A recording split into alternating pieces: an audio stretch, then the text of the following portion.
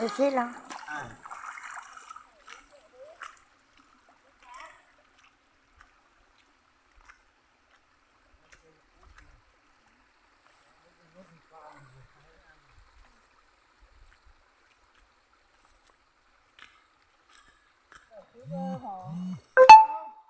Lạnh thế này không nắng cáo là các chị ơi.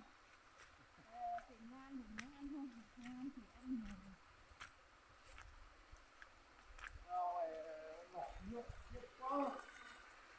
Thế này mình phải làm lại. Mình nãy cái hủ cái kia đắp lại cái bờ.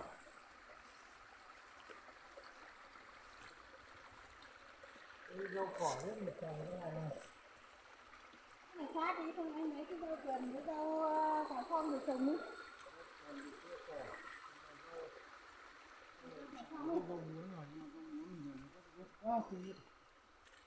Chắc nó không lên được đâu, cỏ thế này làm gì nó lên được. Anh lấy rau cải không được trồng quanh năm bốn mùa ăn tha hồ rau cải xong thì anh nhiều chết lắm chứ. Xong á? Cô đừng ngoài đây, cô lấy cái giống cho anh đi. Rau cải không theo trồng ăn được quanh năm bốn mùa ăn. Lấy Rau cả đấy rau cần nhá. Cái đấy rau đấy là ăn đấy em á. Ăn đủ chất dinh dưỡng ấy. Đây à? Đi tận đâu nữa đây? Đây mà.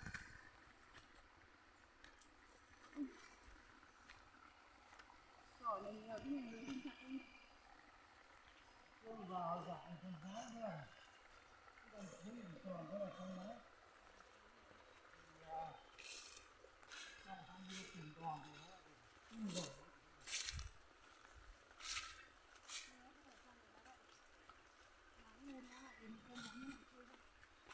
Không trời mưa này nó không ra.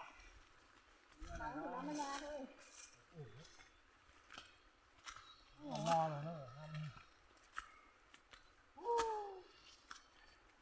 Như nào đây? Có sâu không? Nước cam xài.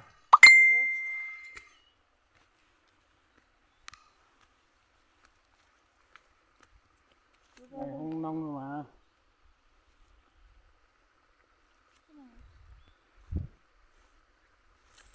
Rau chè vườn theo hả? Vâng. Làm trong vườn ấy con ngăn con nó chui vào xong phá hết. Phải làm ngoài này thôi.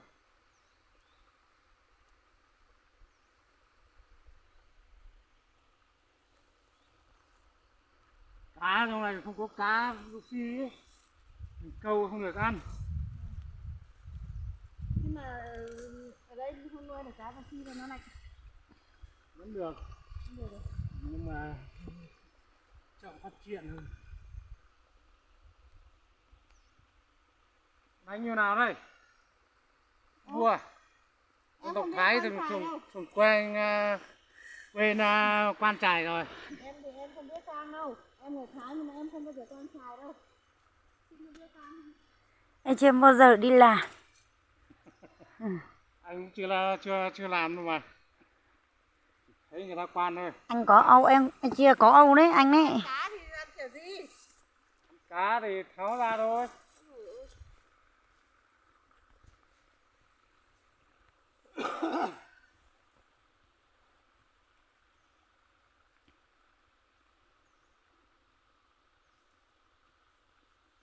Như nào đây? Thế thì em tính bó tay nhanh. Có Có sâu? Có sâu lắm không? Không sâu mà. Nông.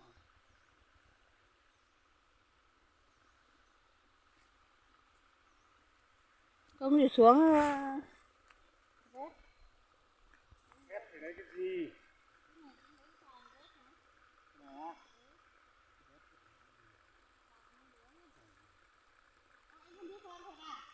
Sao đi ba?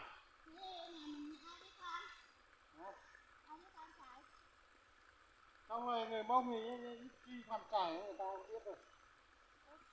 người hay qua ấy thì của của này sai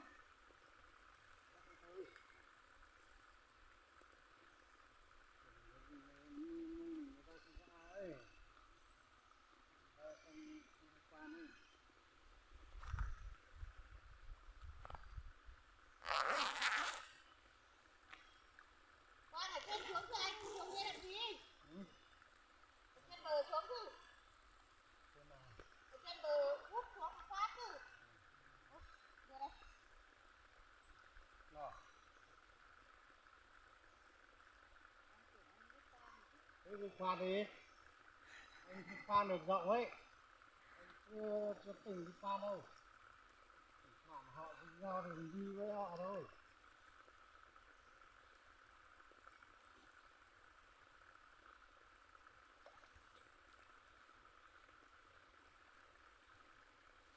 Thôi tiên biết con xài nó lại đi xuống chứ.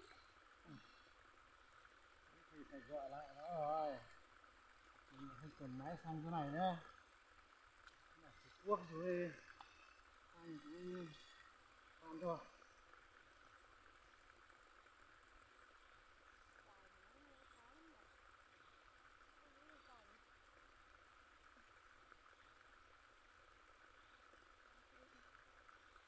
Lạnh đây này. Nó có tròn cho không nhỉ?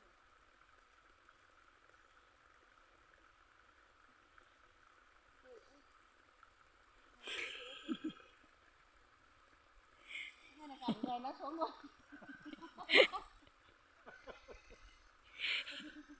Đấy, đấy. Lại. Như anh nữa rồi. Em lại sợ em đi xuống.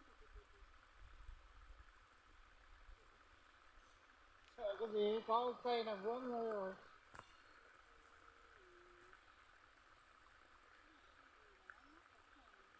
Nó nói là cái này cả là cả người rơi xuống là đúng rồi còn gì nữa.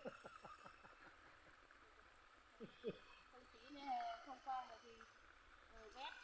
Nằm dưới rồi vét thôi.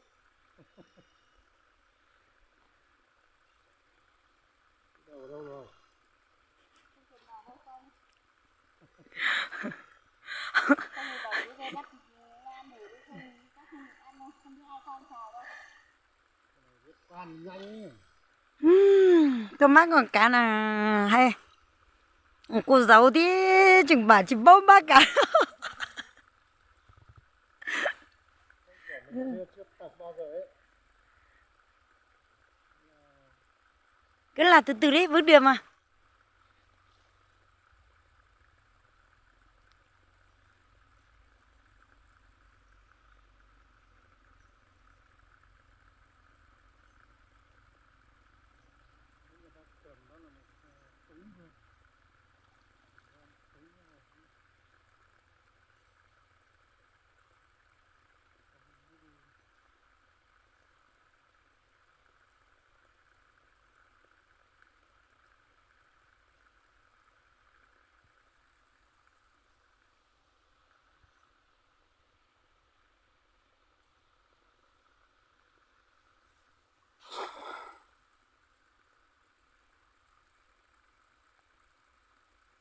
Xong anh vứt hết cả cái chày xuống dưới kia. Đấy.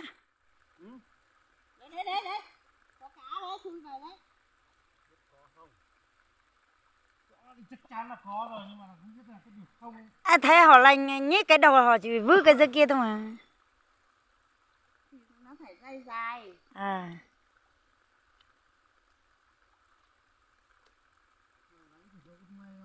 Chắn rồi, còn cá chép thì có. Cá chép thì nó nếu mà có cái đực nó lại chui vào.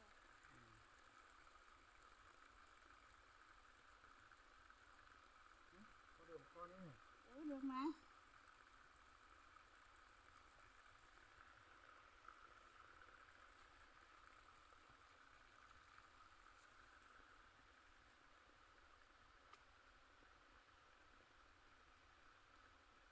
Có đường con to.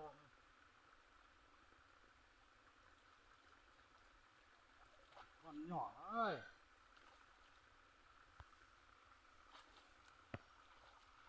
Con to không được rồi. Không được 2 con, một con thôi à?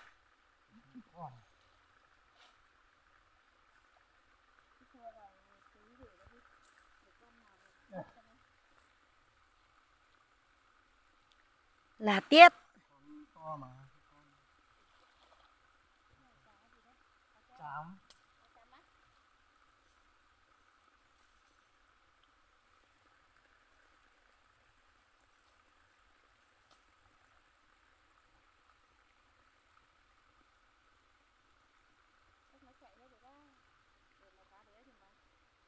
Nhanh lên, không biết ai quan sai.